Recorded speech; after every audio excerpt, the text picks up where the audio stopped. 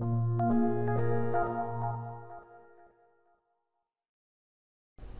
there, thanks for joining me.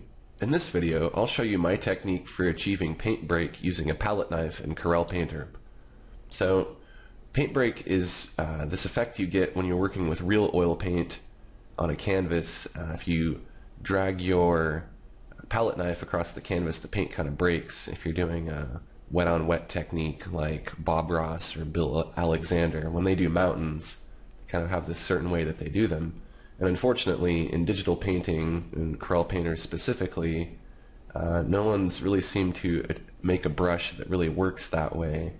But I've found a little bit of a workaround here that's pretty simple that will give you about the same effect.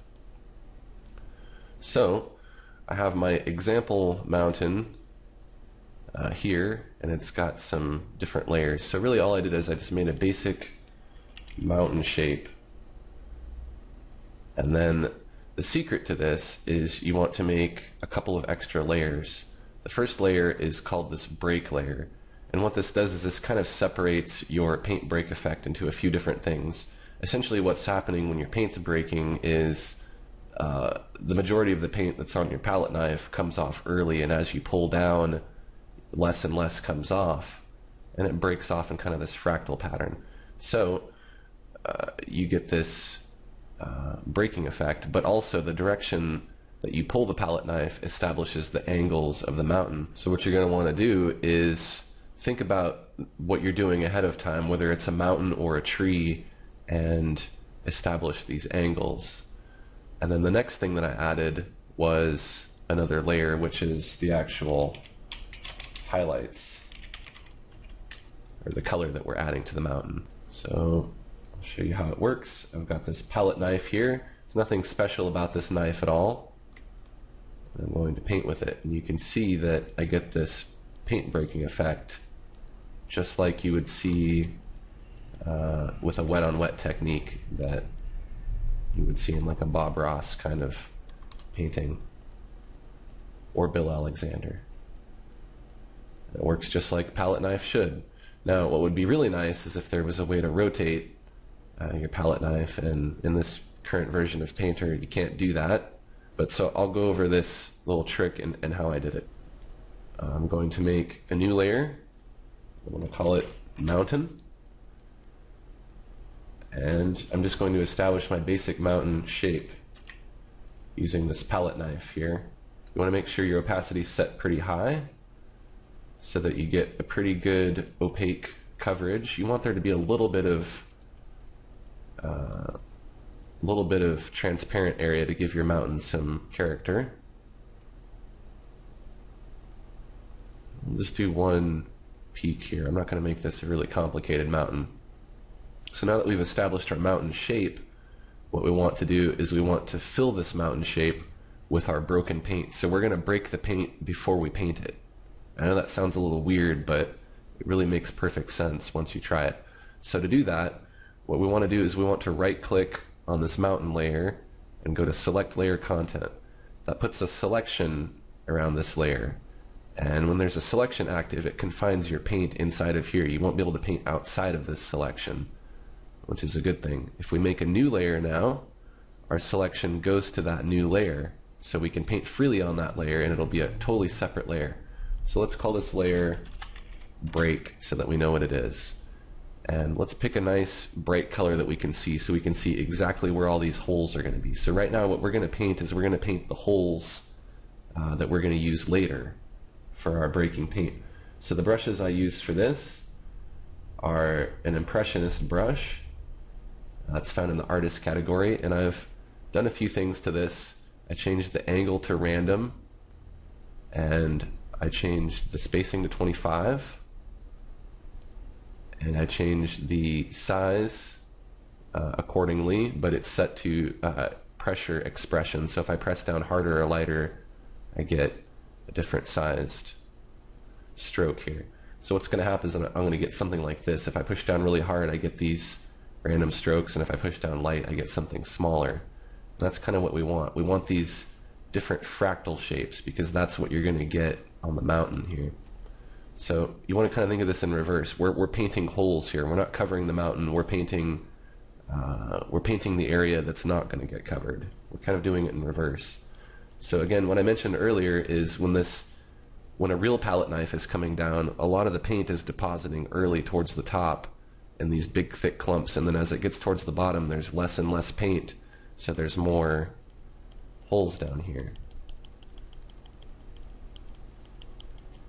So we want something kind of like this. We can fill it up pretty good, and then let's use a sponge to throw in some more. I have it set to these settings up here, 49% opacity.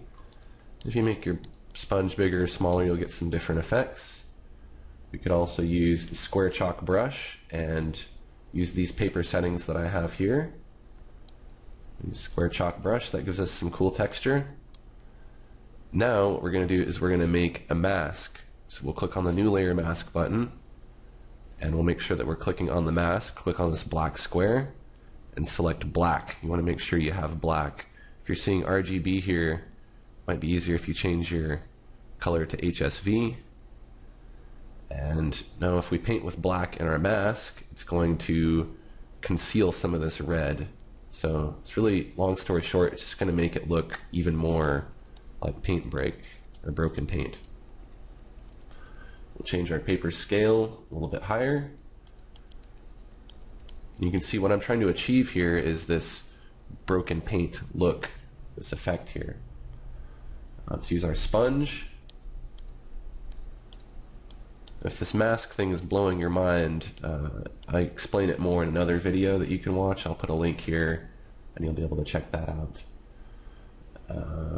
Let's use this same impressionist brush that we were using, and let's break the paint some more. So now we've got something like this.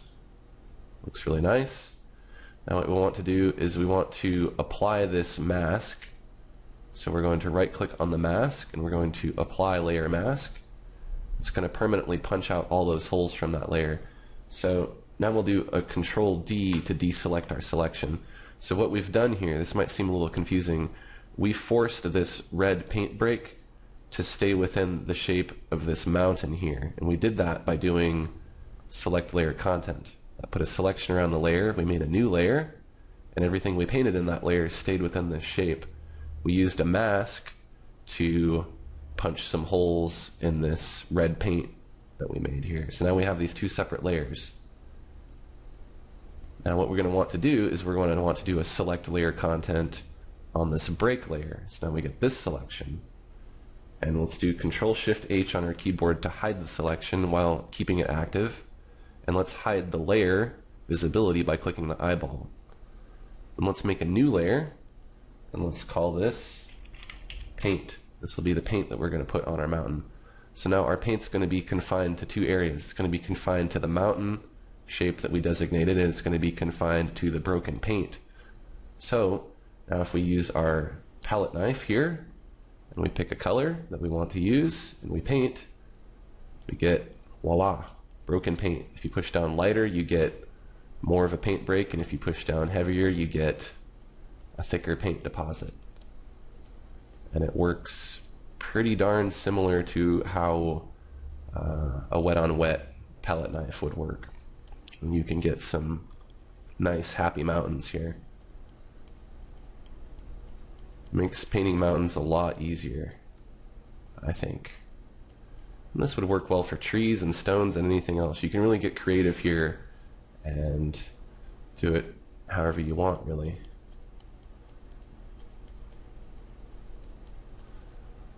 And if we want to just finish up this piece, I'll just drop all of these layers and blend out the bottom of this mountain a little bit. We'll have to deselect our selection with Control D. Blend out the bottom, lightly blend up some of these edges. And then you don't want these mountains to be too sharp, so you want to kind of soften the edges a little bit so they look more distant. And if you want to push it back into the distance, you could use the airbrush, sample your sky color, and just kind of lighten it a little bit. Put some nice white mist in the foreground. could even darken the sky just to bring this all together. So there you go. There's a quick and easy way to get paint break with your palette knife and pretty much any other brush. If you found this information helpful, take a quick second to like this video or share it, and that'll make it easier for other artists out there to find this information. Thanks for watching, and stay tuned for my next video.